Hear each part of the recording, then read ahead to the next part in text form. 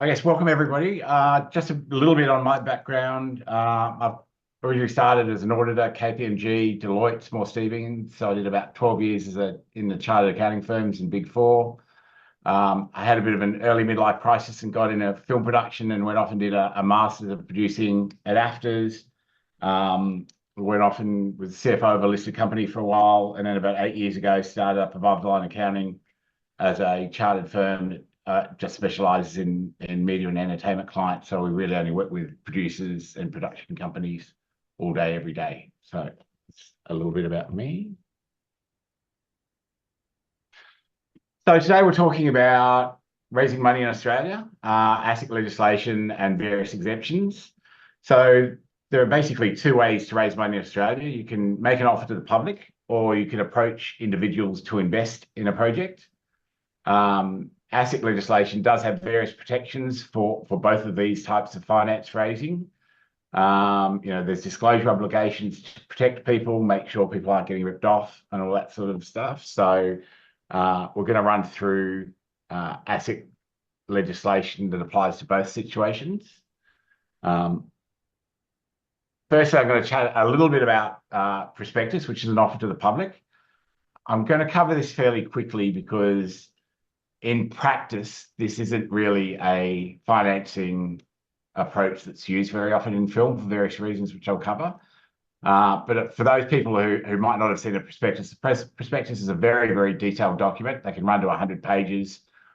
I've noted there is a regulatory guide 228. If you are interested in having a prospectus, that sort of outlines what a prospectus includes, but it's got investor overview, a business model, risk disclosure, financial information, and I just picked that one. You've got to have historical financial information, which a feature film probably wouldn't have, prospective financial information, pro forma financial information, financial ratios, meanings, the management expertise and offer details. Like prospectus is a very, very detailed document if you're actually trying to do an offer to the public.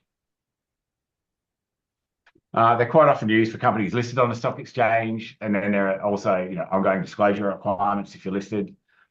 Like I say, a typical prospectus can cost several $100,000. You can be paying a couple of $100,000 to the lawyers for all their legal work, similar amount to the accountants, that sort of thing.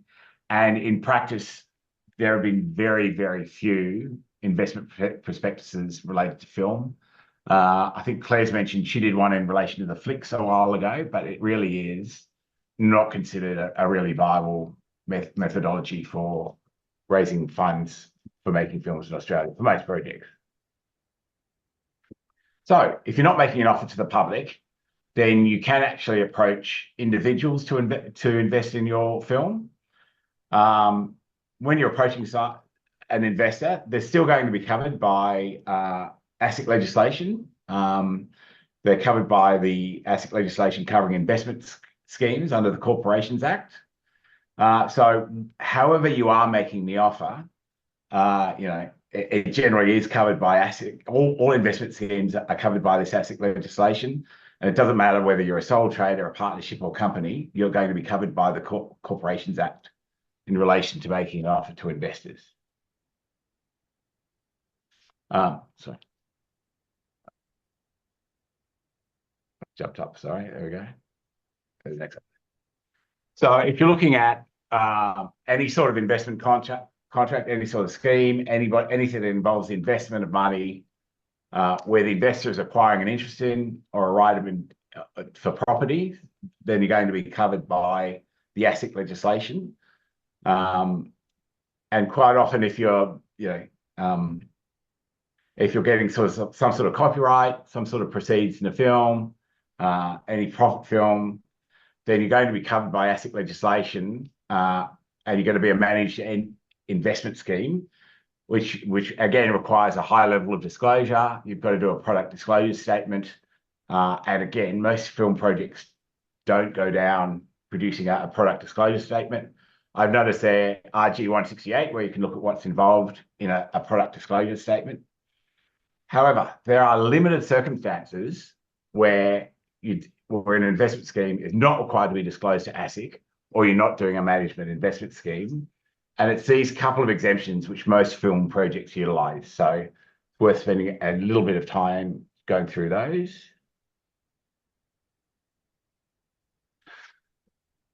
So there is an exemption for private investors, which are commonly called the friends and family investors. So in that case, you don't have to go through all the disclosure of a management investment scheme. So there are some limitations. The offer is generally made to like friends and family. It includes professional contacts who have expressed an interest in investment.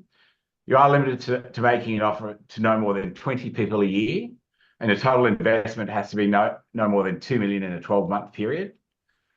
And for these personal offers, you make an offer to specific people, and it's assumed you don't need to do any additional disclosure because of their financial capacity, their experience, or their association with the person making the offer.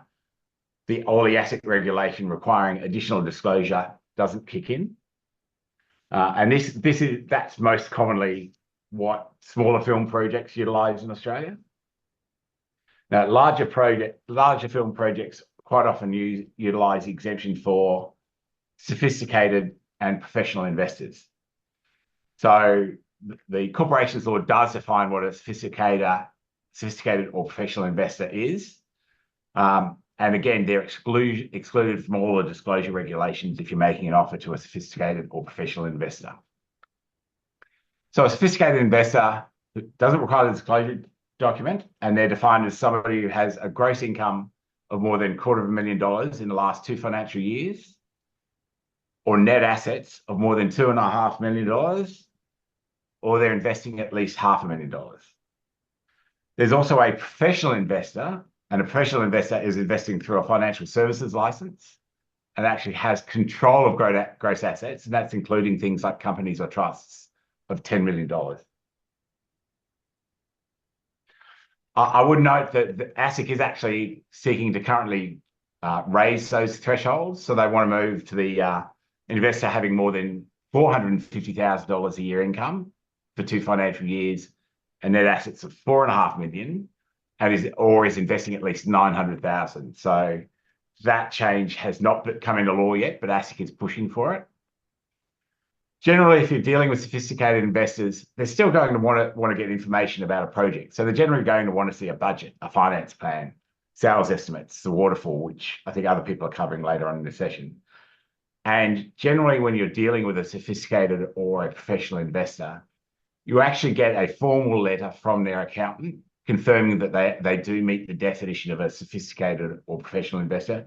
You can't just assume somebody says they're a sophisticated investor. You actually, if you are getting a sophisticated investor to invest, you should ask that their accountant prepare a formal letter confirming that they meet the definition of a sophisticated investor.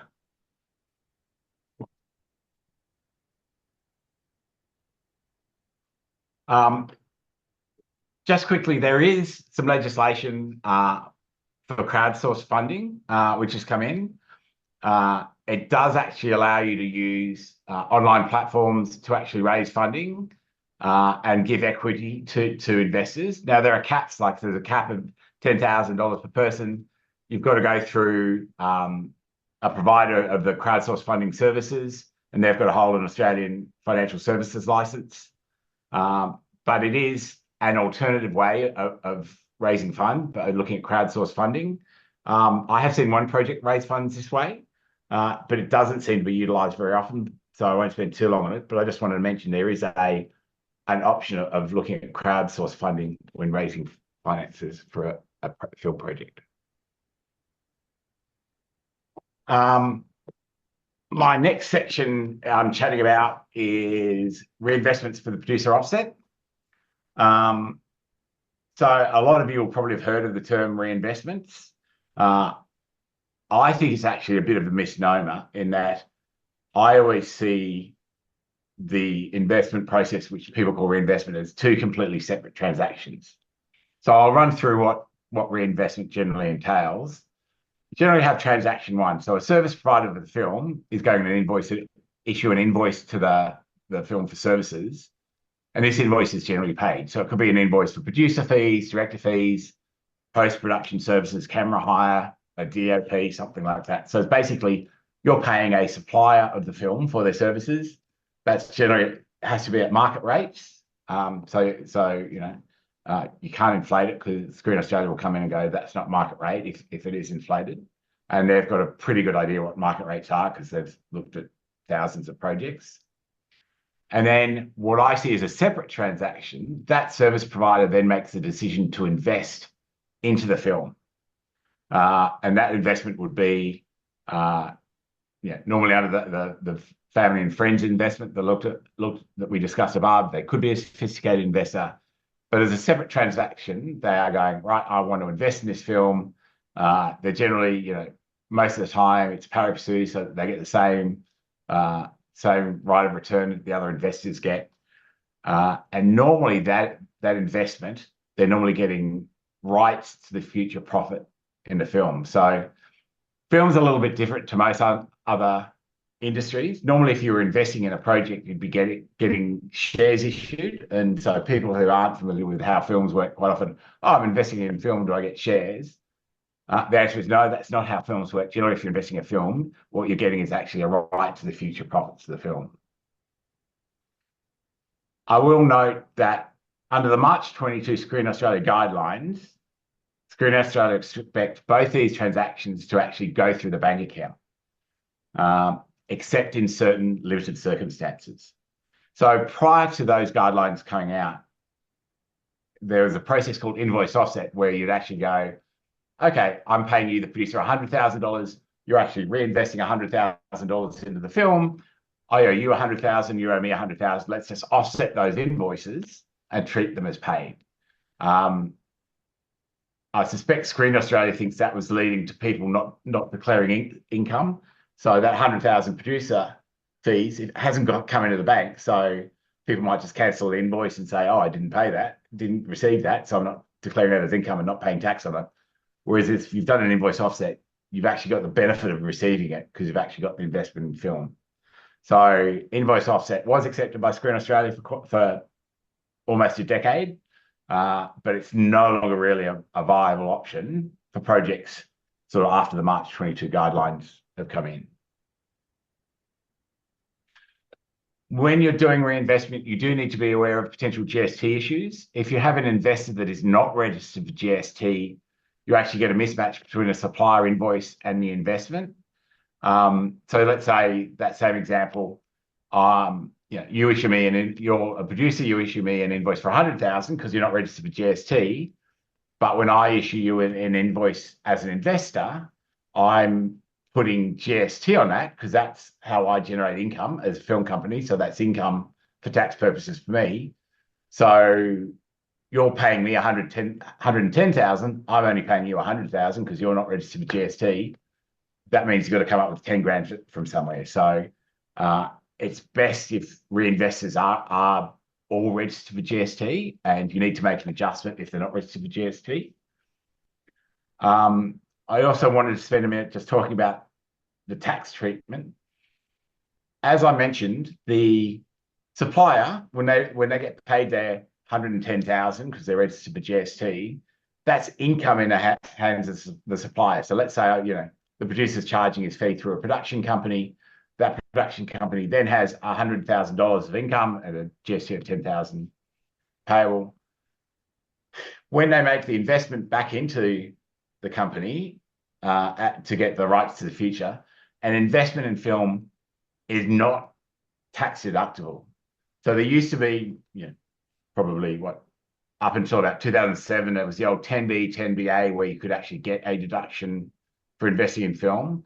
They basically got scrapped when the producer's offset came in. So the government basically says you can't get a deduction for investment in film and a producer's offset. That would be, the government sort of would go, that's sort of double dipping. So you can't get the investment in film is not tax deductible.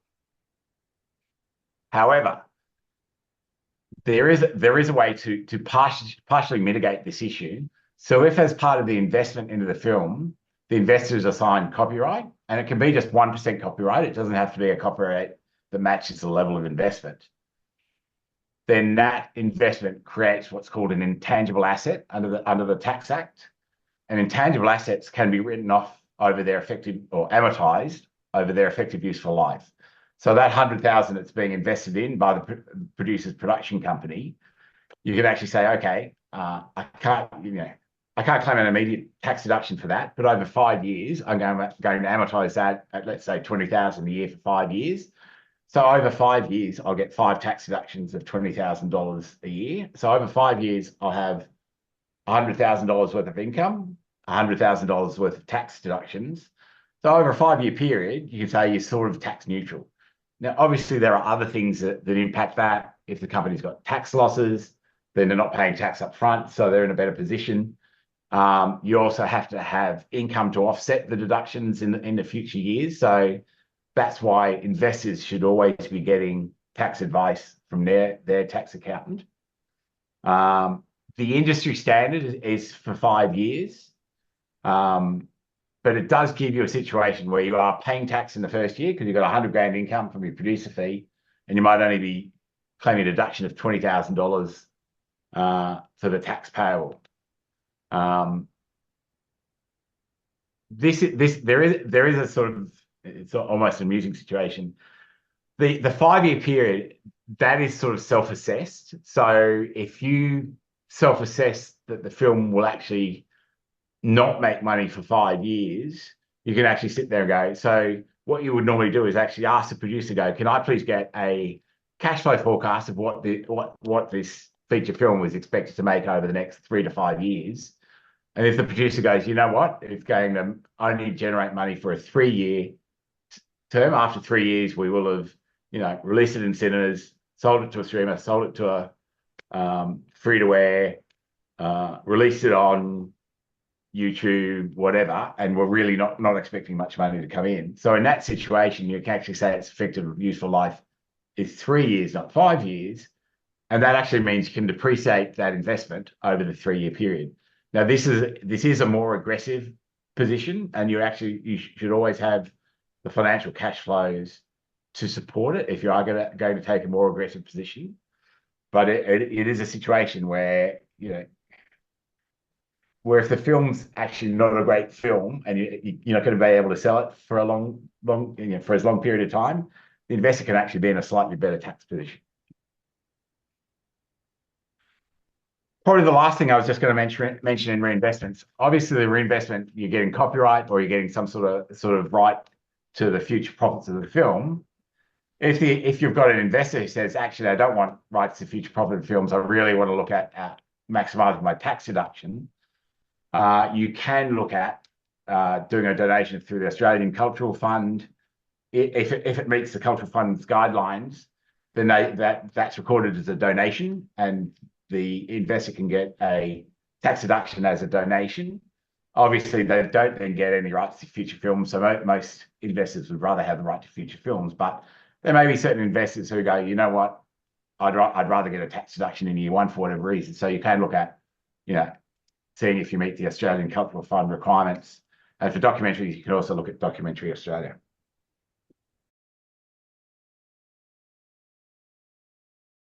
The first one's from David. He just asked, is the short form offer document, which became quite common at the end of the 10BA, do you know if that arrangement's still possible under the ASIC regulations, the use of that type of form?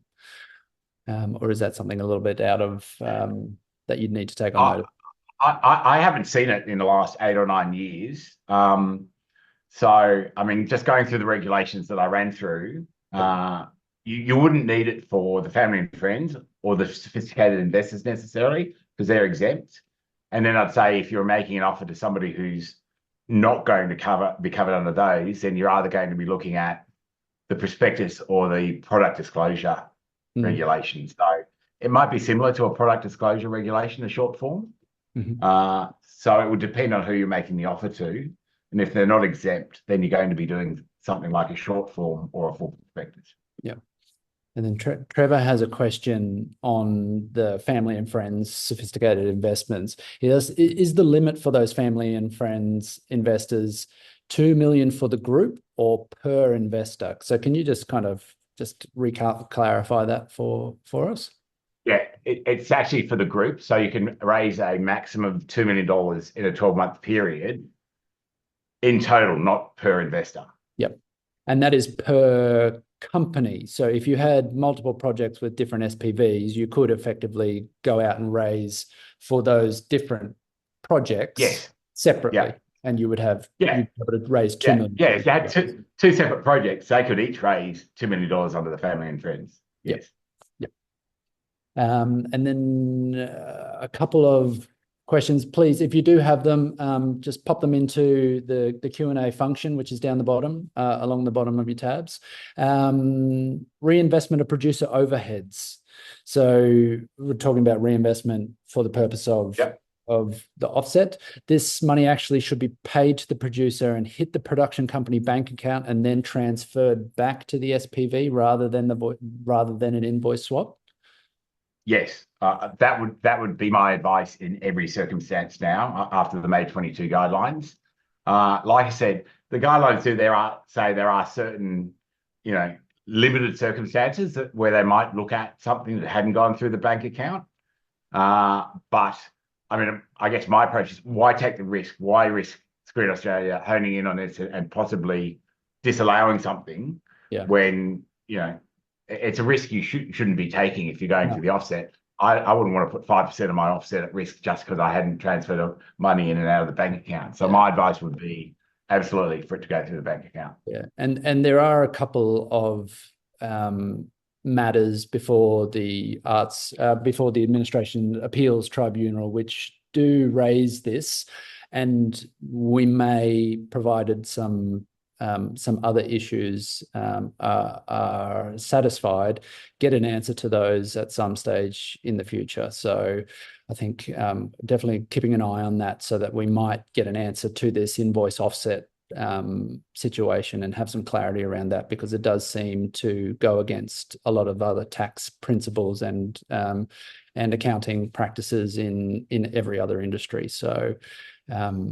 yeah, with a little bit of I mean, as a chartered accountant, to meet the definition of incurred, like I would be quite, invoice offset is just a thing done commercially across lots of different industries. Yeah.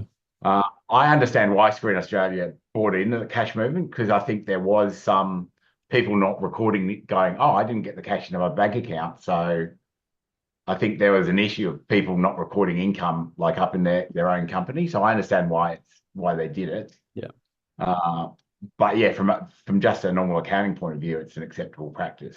Yep. Just while we're chatting overheads, I actually have heard recently Screen Australia, who for the last 16 years have accepted overhead invoices prima facie as is. I have heard they're starting to ask for backup for the invoices in a couple of projects going through recently. So it's possible they might start going, oh, what are you actually charging for your overhead? So I haven't seen that on a project yet, but I was speaking to a lawyer who said she's had it happen on 3 projects now. So Okay. they might start going. And obviously for most companies, that won't be a problem. But if you have actually just started up a holding company and you charge down an overheads invoice of 5%, and that company had not incurred any expenses, you could get caught out. So you need to be aware if they start asking for backup for the overheads and you've just got a brand new holding company you're charging an overhead from, you could get caught out. So that's just something to be aware of. Yeah, that's okay. That's good to know. Thank you. Next question. Is an investment in a project that is not receiving the producer offset a straightforward tax deduction without it being an intangible asset, i.e. the copyright? No. Even if you're not getting the offset, the Australian government's basically gone, we are going to support the film industry by giving them the producer's offset. So therefore, we're not going to give you tax deduction. So it's not actually dependent on, it's not either or you get a offset or a tax deduction. The Australian government's just gone, no tax deduction for investment in film because we are providing an offset to support the industry. Yeah. Okay. There are a couple of questions regarding slides and things like that. Yes, we'll make those available to everyone when we send around the post webinar email with the survey and the link to the recording. So we'll get those to you. The next one. Could you look at an investor placing their funds via the cultural fund and the producer then reaching a position with that investor to divert some of their first dollar recoupment via the equity back to that investor? So I suppose that is creating a side arrangement. within? I would say that would be, for me, that's flying too close to the wind. That to me almost sounds like a fraudulent scheme or a scam where you're basically Yeah, going, okay, I'm getting a tax deduction, I'm giving you a donation, and yeah, therefore, in yeah, giving you that donation, I am saying I am not getting any benefit for this investment. And that's part of the Australian Cultural Fund.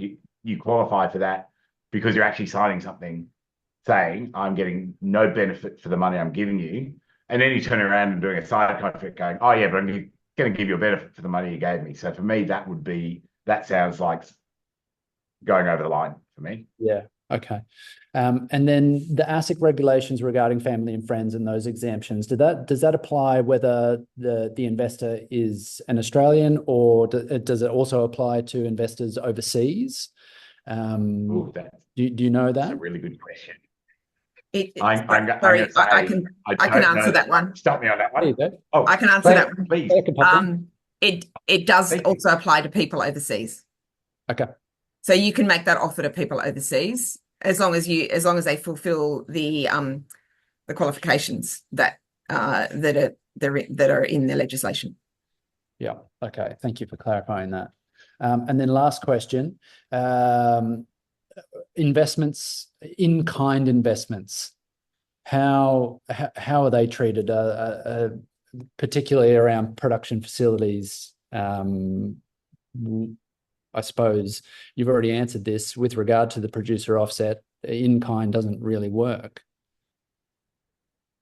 Well, if I was doing accounting for it, I would say, just because I guess it's an interesting one because you do sometimes see ABC making in-kind investments. And I think when I was doing those projects, we still gave ABC an invoice and got an invoice for them for their studio and services Archive. and stuff like that. Yeah. It's a really interesting question. Would they accept an invoice offset for that because it's an in-kind investment? I'd have to think about that one. I mean, I'd prefer to see the money going to the ABC and coming back because then for me that eliminates any sort of risk associated with the transaction. But it's quite possible ABC might not want that to happen for various reasons. So I'd have to look at how that was structured. And so that's an interesting question, the in-kind one. Okay. So I have to look at that one. Take it on notice. Okay, not a problem. And then we've got two more, and then we will move on because Claire's got a lot of information to get through as well. Emily asks, is your experience that completion guarantors are requiring the reinvestment payments between accounts to happen before financial close / strike price is met? Because that can cause cash flow issues. I can answer that one too. It's touch and go. I've been in a situation recently where it was accepted, just exchange of invoices, but it was also expressed that the exchange of monies would have to happen later. So the exchange of invoices is just to meet the strike price. And then but there was still going to have to be the money flowing through the account, which dealt with that cash flow drawdown issue the issue of like someone needs to be paid before they can reinvest. If you haven't got the money yet, how do you pay them so that they can reinvest? And, the timing of the cash flow and drawdowns needs to fit. Yeah. Someone's just asked, can you just clarify strike price and when that kind of applies? Oh, okay. Strike price is financing. It's usually for it's around the completion guarantor. It's usually when you've got a completion guarantor, they will call it the strike price. And what it is just making sure that all of the money that needs to be committed to meet the budget has been contracted. That's the best way I can think of to explain it. That works.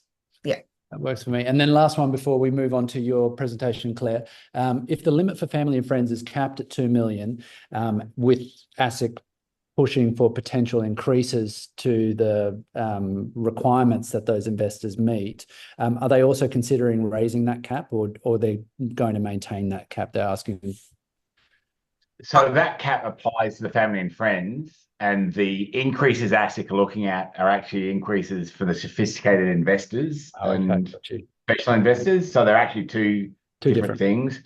I'm not aware of ASIC changing the 2 million cap for family and friends, but and if you meet the sophisticated investor, then you don't have the 2 million cap. So the 2 million cap is only on the family and friends. So they're two different bits. And you can do a combo of the two. So you could have some sophisticated investors and some family and friends. It doesn't have to be one or the other. Yep. Okay. All right. All right. Thank you, Matt. Appreciate you sharing that.